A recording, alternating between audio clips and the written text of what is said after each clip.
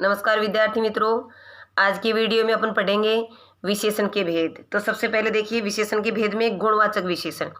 गुणवाचक विशेषण कहाँ होता है? देखिए ऐसे विशेषण शब्द जो किसी पदार्थ के रंग, रूप, आकार, गुण, दोष, दशा, स्थिति, दिशा, स्थान, समय, स्पर्श इत्यादि से संबंधित विशेषताओं को प्रकट करते हैं, वे गुणवाचक विशेषण कहलाते हैं।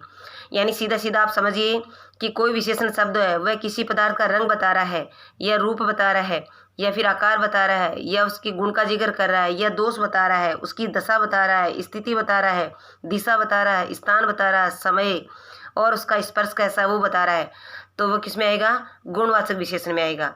जैसे आप उदाहरण के द्वारा देखिए, सुंदर बालक। अब बालक क्या है? सुंदर है। सुंदर होना, सुंदर उसका क्या है? रूप है, इसीलिए रूप बोधक है। पीताम्बर, अंबर कैसा है? पीत है यानी पीला है, तो ये इसका रंग है, इसलिए इसमें रंग बोधक है।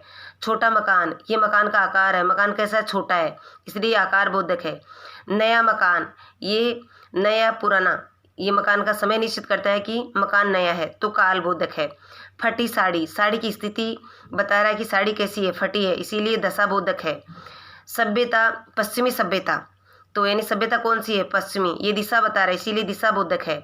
कश्मीरी सेब, सेब कहाँ की है? कश्मीर की है, तो ये स्थान बोधक है।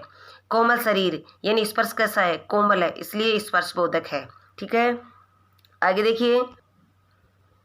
अच्छा लड़का, लड़का कैसा है? अच्छा है, ये इसका गुण है, इसीलिए गुण बोधक है। गंदे लोग, ये गंदे क्या है? लोगों के दोष है, इसलिए ये दोष बोधक है। तो इस प्रकार आप ध्यान रखें कि किसी भी पदार्थ के रंग, रूप, आकार, दशा, स्थिति, दिशा, गुण, दोष इनके बारे में बताया जाता है तो वह गुणवाचक विशेषण होता है। इसके बाद देखिए संख्यावाचक विशेषण। सीधा सीधा जैसे नाम से तय हो जाता है कि संख्यावाचक विशेषण कौन सा होता है, जो संख्या निश्चित करता है। जो विशेषण शब्द किसी पदार्थ की संख्या प्रकट करता है वो क्या होता है?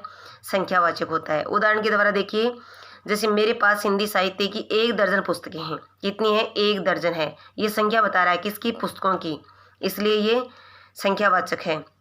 मेरे पास हिंदी साहित्य की दर्जनों पुस्तकें हैं, ये दर्जनों शब्द भी पुस्तकों क्या बता रहा है? संख्या बता रहा है, इसीलिए ये क्या है? संख्यावाचक विशेषण है।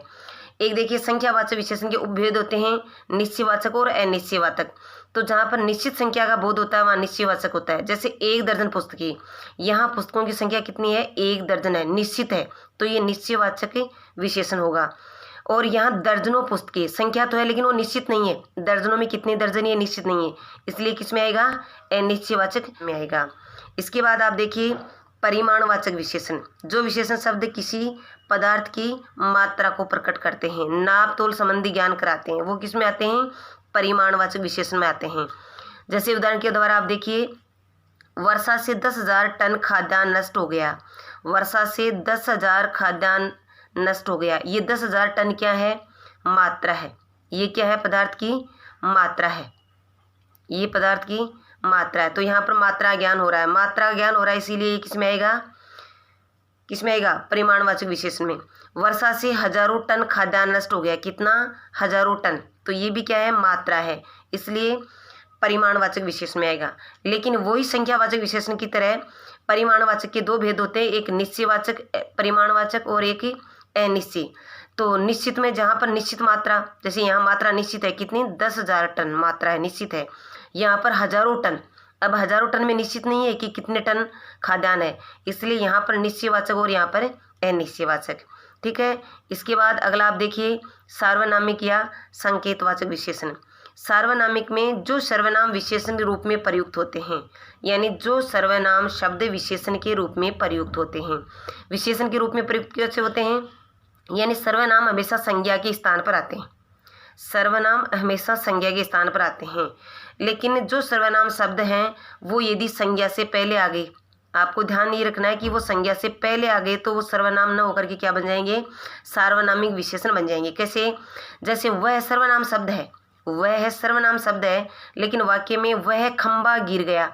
अब खंबा क्या है? संज्ञा है, और वह सर्वनाम जो है वो किससे आ गया? संज्ञा से पहले आ गया, इसलिए किस में आएगा? सार्वनामिक विशेषण में आएगा।